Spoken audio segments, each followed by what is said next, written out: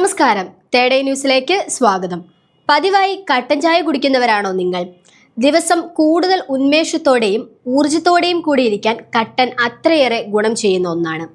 വിട്ടുമാറാത്ത രോഗങ്ങളുടെ സാധ്യത കുറയ്ക്കാനും ഒരു വ്യക്തിയുടെ മൊത്തത്തിലുള്ള ആരോഗ്യം മെച്ചപ്പെടുത്തുന്നതിനും ഇത് ഉപകരിക്കും. ഇതിലടങ്ങിയിരിക്കുന്ന ഫ്ലെവനോയിഡുകൾ വിസറൽ കൊഴുപ്പ് കുറയ്ക്കുകയും അമിതവണ്ണം തടയാനും സഹായിക്കുന്നതാണ്. ഈ ഫ്ലെവനോയിഡുകൾ കൊളസ്ട്രോളിൻ്റെ അളവ് കുറയ്ക്കാനും രക്തസമ്മർദ്ദം നിയന്ത്രിക്കാനും ഹൃദയരോഗം മെച്ചപ്പെടുത്താനും പ്രയോജനം ചെയ്യും. കുടലിലെ നല്ല ബാക്ടീരിയകളുടെ വളർച്ചയെ സഹായിക്കാൻ കട്ടൻ ചായ വളരെ നല്ലതാണ്. ഭക്ഷണത്തിൽ കട്ടൻ ചായ ഉൾപ്പെടുത്തുന്നതിലൂടെ ആരോഗ്യകരമായ കൊഴുപ്പിൻ്റെ അളവ് നിലനിർത്താൻ ശരീരത്തെ പ്രാപ്തമാക്കും. എന്നാൽ കട്ടൻ ചായയുടെ അമിത ഉപയോഗം അത്ര നല്ലതുമല്ല. കഫീൻ വൃക്കകൾക്ക് നല്ലതാണെങ്കിലും കൂടുതൽ അളവിൽ ശരീരത്തിലെത്തുന്നത് നല്ലതല്ല. കഫീൻ രക്തസമ്മർദ്ദത്തെ ബാധിക്കും.